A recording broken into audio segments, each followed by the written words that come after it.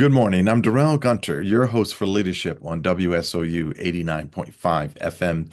Today, we're so pleased to have Mr. Dominic Ashley-Timms, the CEO of Notion, the author and creator of the Star Manager program.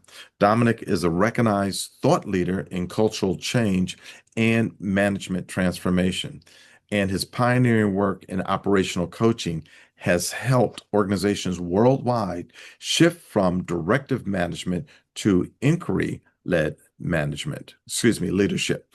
Dominic, welcome to the program, and thank you for joining us today. Yeah, thank you very much for inviting me. Pleased to be here. So, you've dedicated your career to redefining management. What inspired you to create the Star Manager program and its focus on operational coaching? Well, it's a long story. We've been running this business now for 25 years, and I started life in the change management arena. I worked in consulting, and I guess I became frustrated by the way that change was done and how much pressure was put on managers to bring change about. And I noticed that those managers who tended to ask more questions actually generated more support from the people who are going through the change, and the fear of change itself went down. And I thought there was something in this. And when I began my own company, Notion, it was initially to provide that change support to organizations going through change. And we worked with project managers to really help them develop the behaviors for really engaging people in the change that was happening. And over the years, we were able to codify the behaviors that really make a difference. So project managers not just running the project really well, but really engaging people and helping make that change a reality. And over time, we were able to codify that into a model called the STAR model. And when we initially began training project managers, that quickly grew, and we found we were working with increasingly larger audiences of just normal managers who wanted to develop these engaging skills for effectively how to manage more effectively and engage people more fully. And that really is the history and the pedigree behind what's now become the Star Manager program. And yeah, it's been a real journey. Asking questions is so important. And as I tell my students in my class, it's the soft skills that are the hardest to develop. Within your program, you talk about asking questions and engaging and asking those questions and engaging with them Yeah, draws them to um, I guess be better motivated to work with you. sure. Talk to us about the skill set of asking questions and asking the right questions. Yeah, that's a real great question itself, Darrell. Thank you for asking it. And to any of your listeners, I hope they're nodding as I just explained this. But when we first take on our management roles, no one ever really sits us down and says, "Hey, now you're a manager. Here's how you might want to think about adapting your communication style. Here's how you can better engage with people." We're sort of left to fend for ourselves, really. And what that means is we tend to default to doing what we're pretty good at and what probably got us promoted, which is solving problems. So when we ask questions, we tend to use what we call a diagnostic form of questioning. We're asking questions to gather information so that we can understand how to solve the problem. And what we found was that as a style of management, that tends to push people away because you end up taking on the work yourself as a manager. You're solving the problems and you're just directing people to carry out instructions. And so that's almost a push away type style of management. But if we can flip that on its head and stop using diagnostic questioning and instead learn how to use what we call purposeful inquiry, Mhm. this is learning how to ask questions that would be most helpful to the person you're engaging with right now, to help them do the thinking, to help them employ their own problem solving skills. Then what we're doing effectively is pulling people towards us. We're engaging them differently. And because those questions are perceived as authentic, we're coming from a good place. And we're also, by asking those questions, telling the other person that we acknowledge them, we see them, we believe they have it within them to be able to come up with an insight themselves, and that we can help support them then take an action. So there's a really powerful shift there. And this purposeful inquiry is something that none of us are taught. It's perhaps I was working with a senior lady recently. She said it's the sort of thing perhaps you might get better as you progress through your career, and just as you get really good at it, you retire. And I thought that captures it nicely. And what we want to do is bring that right to the front end of people's management careers and help them develop this purposeful inquiry approach, which pulls people towards them and really helps them to draw on the skills and talents that everybody in our team has to offer, if only we took the time to engage them differently. And this purposeful inquiry, which I love, um, for the individual manager who's learning this skill set, Yeah. what are the key things that they have to do to change, to be able to ask questions versus to be able to telling folks what to do? Yeah, this is a real challenge because a lot of management development training tends to be very didactic. It's a very tell-based or advocative training, saying that you should do this, you should because it's good. And what we found in our behavioral work over all those years with managers is that is not the way to help managers to learn. And what we have to do is we have to create the conditions where managers are confident to have a little go at trying something differently and then seeing the impact that that has for themselves. And of course, each one of us is different, so that I might try something and that will generate some sort of response, which I'd make a distinction about. You'll try something and gain a different distinction, but we'll both slot that into our own management style, and that is what we found is an effective way for helping people to develop. But to your question, what do they have to do? One of the things that's the most challenging in learning to change our behavior and to move towards this purposeful inquiry style is actually learning how to stop. When people come to us for help, because we've not been shown any other way, we feel obliged to help. We probably do know how to solve that problem because we probably used to do that sort of problem solving in our previous role. But actually, if we can stop and actually bite our tongue and prevent ourselves from giving them the answer just long enough to think about what does the other person need from me right now, then we can start to see there's an opportunity to ask them a question in a different way that stimulates their thinking. So I think in order to begin to take on these new behaviors, we have to recognize that when we think we're helping, often we're not. And actually, if we scrape away at that, we can often find that we're marginalizing the people who work for us because we're denying them that opportunity to show us the thinking they could have done had we had the presence of mind to be able to ask them a question that gets them to show us the thinking they could do. Interesting you should mention that because there was a mentor of mine years ago. He worked in the U.S. government for the HUD organization, and he always talked about having the monkey to be put back on their backs when his folks would come into his office and say, "Well, I got this issue and I wanted to get your thoughts." And then he would actually do the purposeful inquiry, but in his words, put the monkey back on their back so that they can solve the problem because they have all of the information more so than he does. Yeah, and you can see why that's so important because yeah, as managers, we're not facing less work. We're absolutely swamped, and currently I know figures within the US are indicating that 50% of all managers report being burnt out. And part of the reason is because they're stepping into absolutely everything, feeling that they're obliged to be able to keep things going and solve the problems. But actually, that isn't the way to resolve all these issues. What we need to find is a much more equitable way of engaging the skills and talents around us in a respectful and inclusive way, which purposeful inquiry allows us to do in a really authentic way, where actually we're giving people the opportunity to show us what they can do. And that's what people want to have happen. They want to be engaged at work. They want to be valued for their contribution. They want to be acknowledged. And with Generation Z now entering the workforce, I think 27% of the workforce this year will be Gen Z. They do not want to be managed. They do not want to be directed. If any of your listeners are nodding right now, and I have Gen Z in my business, they want to be running my business after the first 2 weeks. They want to show what they can. They want to show what they can do. They want to be cultivated. And those young people who are entering the workforce and not finding a manager that can cultivate them or can coach them on the job, they're leaving.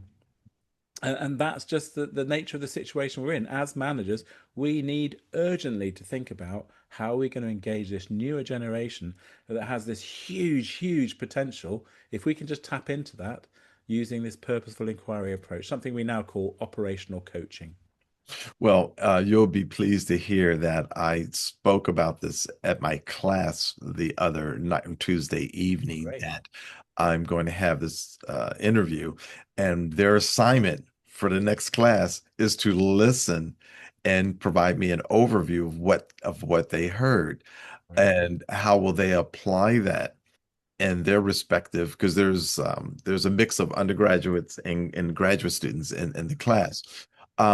What are the key skill sets you feel that managers today, um, young and old, Mhm. um, what are the key things that they need to be mindful of learning how to manage this new generation of professionals?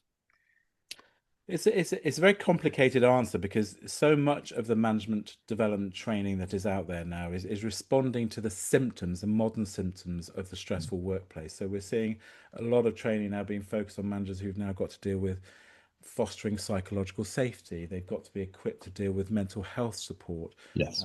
They've got to be equipped to deal with neurodiversity, and all these challenges are just being layered and layered and layered on top of managers. And we would say that that's fine, but all of those training responses are responses to the symptoms that are being experienced in the workplace.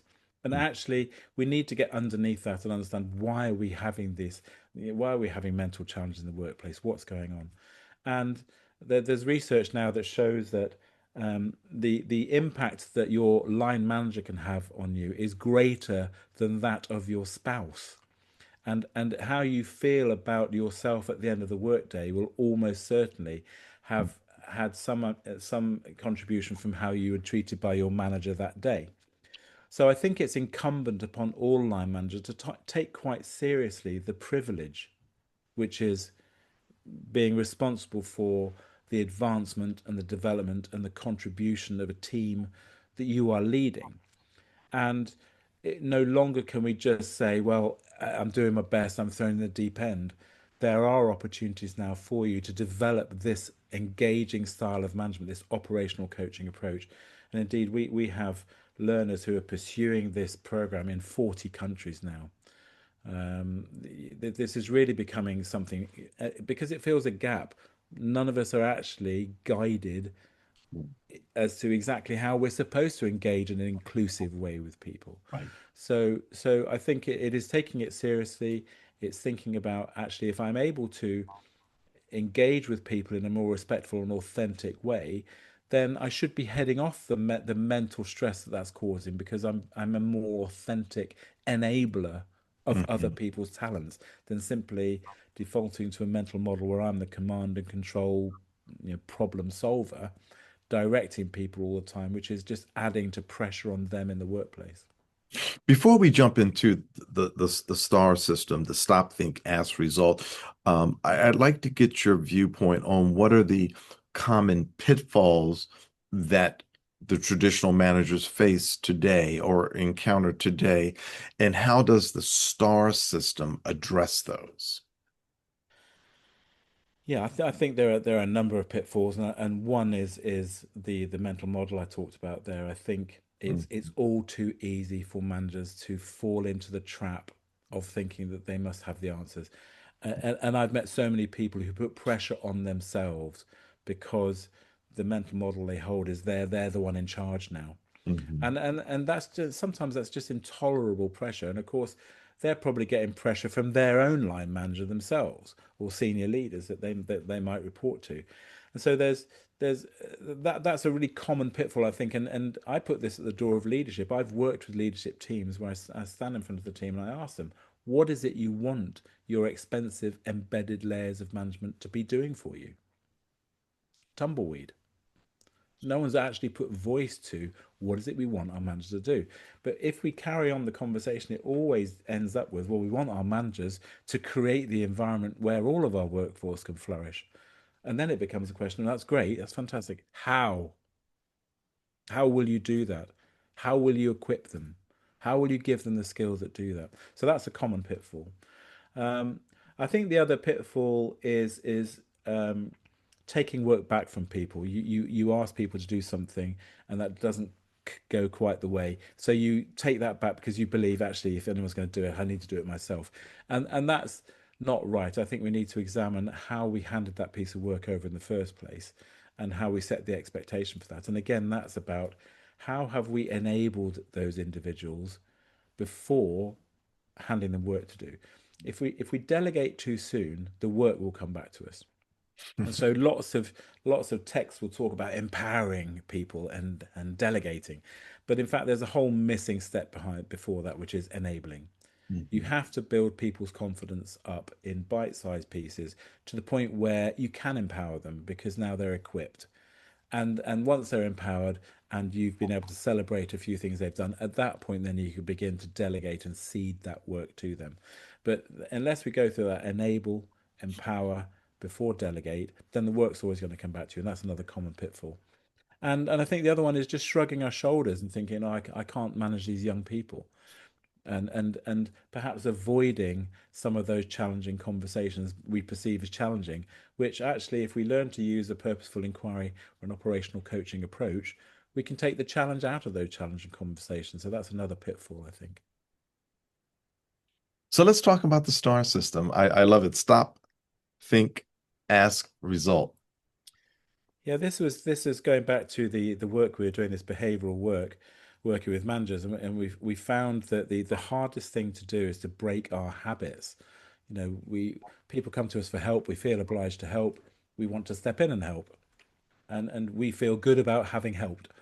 And as I said, when we really examine this in detail, what we actually find is perhaps we're diminishing people or marginalizing them because we're sending them away to carry out our instruction, and we haven't really engaged any of their learning or their contribution at all.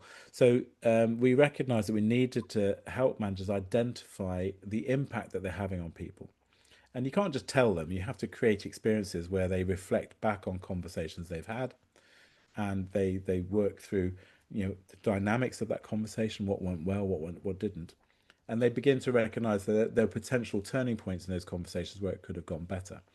So we help them to develop mental triggers that, when those circumstances arise again, will get them to stop just long enough to take a mental breath, Mhm. long enough to think. And that's the next part of the model. Think about exactly what I said. What is this person coming to me for? What's behind it? What do they really need from me right now? Do they need me to brilliantly fix their problem, or actually are they looking for a bit of a confidence boost?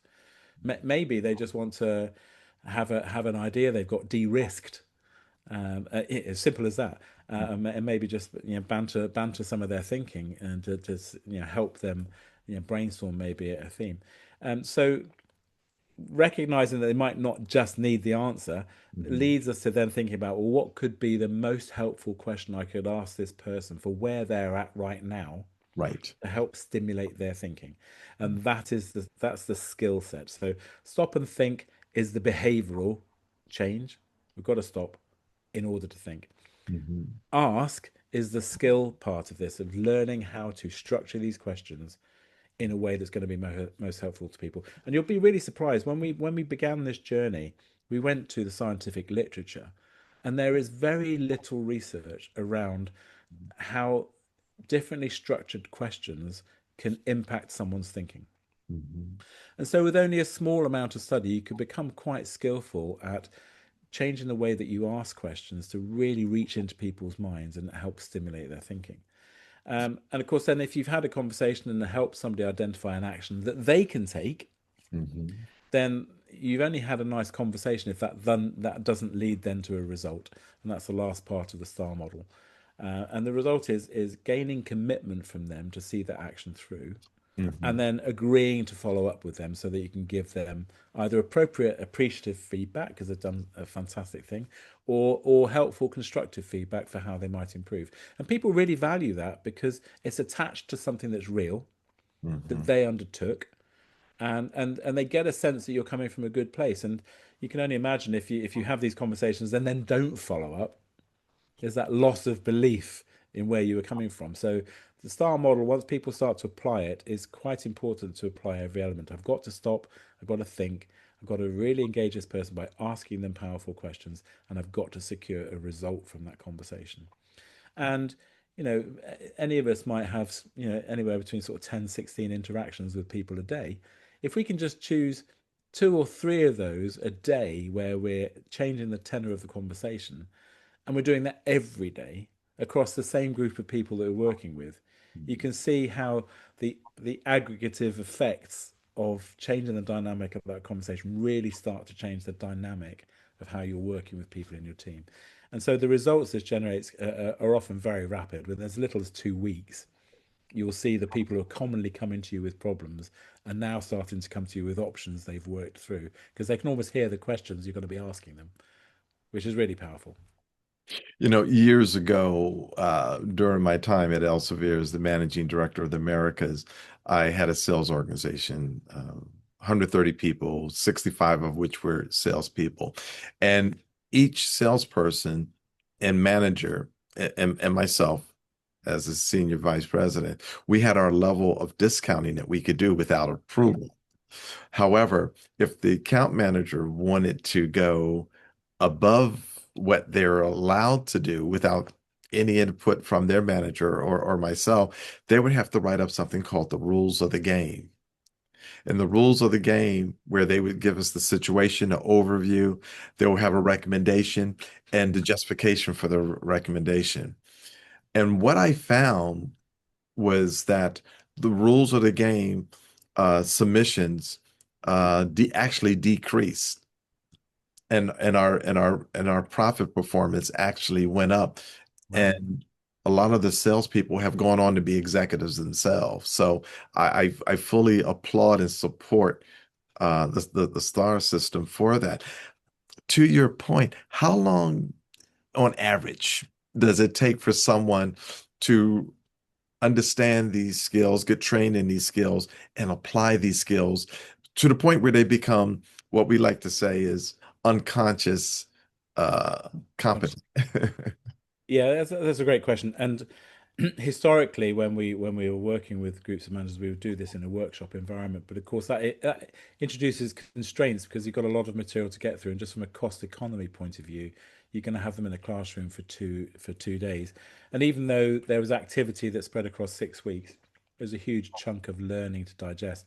So when we were invited by some of our larger clients to look at developing a blended learning approach to this, it really gave us license to break down every single aspect of this into very simple themes.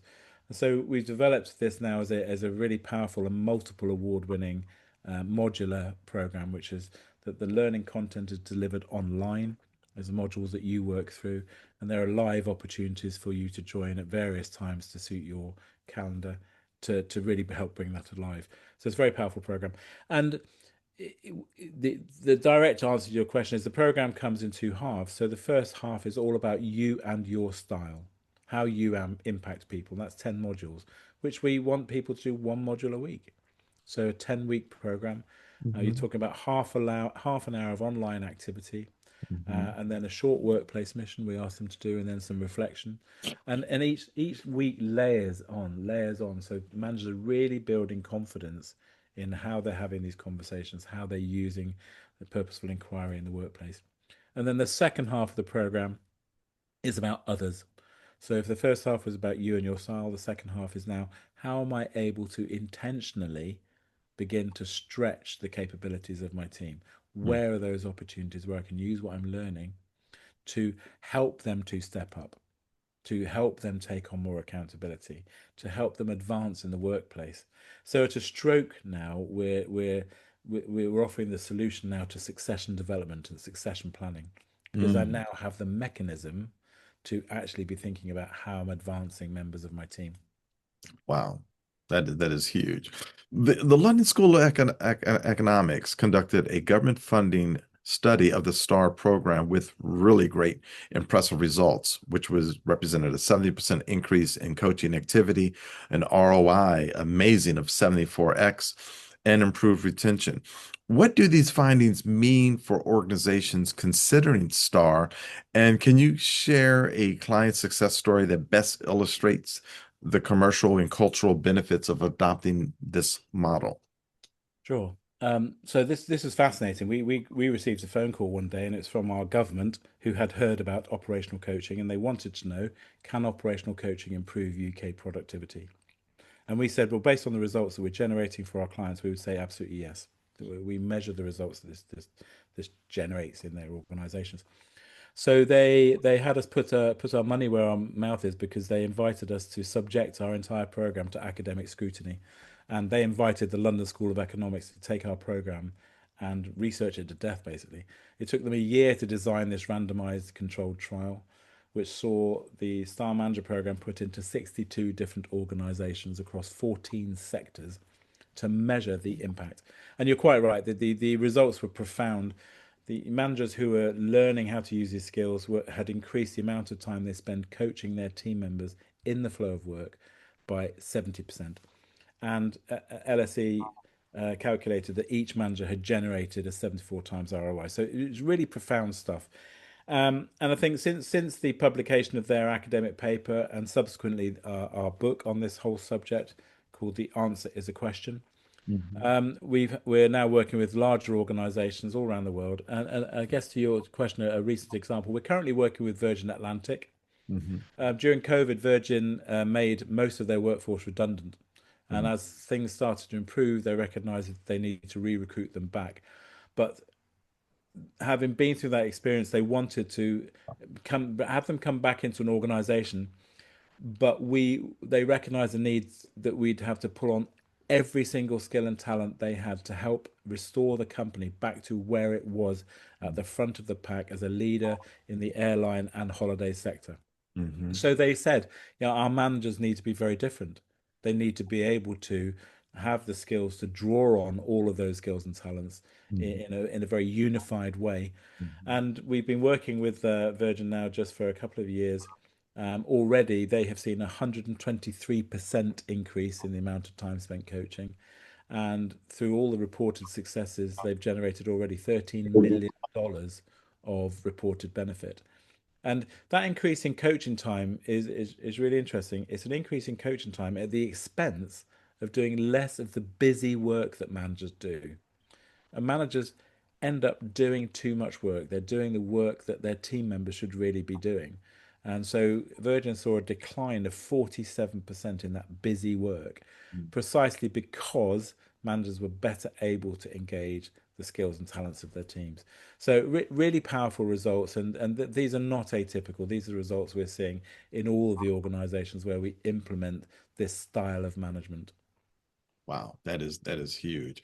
We're down to our last couple of minutes. Want to make sure that folks know how to contact you and where can they contact you. So please do share how folks can be in touch with you. So they can find out more by going to starmanager.global/podcast. So starmanager.global/podcast. Um, the book I mentioned earlier is a book that really tracks the whole pedigree of the development of the STAR model. But more than that, we give you all the detail of the model. This is not a book that talks about the what. This is the book that gives you the how of the STAR model, how to apply it, and it also explores the ramifications for this incredible research, which turns out to have been the largest randomized controlled trial of its type anywhere in the world. So this is really significant stuff, and the one thing that the government identified from all this research is that operational coaching represents an advance in management practice. And that's why organizations like Virgin Atlantic and others are picking this up and saying, this is what we need in our organization. We want to be at the vanguard of a new way of engaging our newer generations. Wow. Ladies and gentlemen, we are here with Mr. Dominic Ashley-Timms. He's the CEO of Notion Limited and the co-creator of the Star Manager program. Dominic, thank you for your time today and sharing your vision and this really great information for redefining management. Um, Remember that if you've missed any part of this audio, you can go to any of the podcast stations and listen to the interview in its entirety. Dominic, thank you. Thank you so much, Daryl. Thanks for having me. Ladies and gentlemen, that wraps it up this week on Leadership with Darrell W. Gunter. Have a great day, but remember, leadership, it begins with you.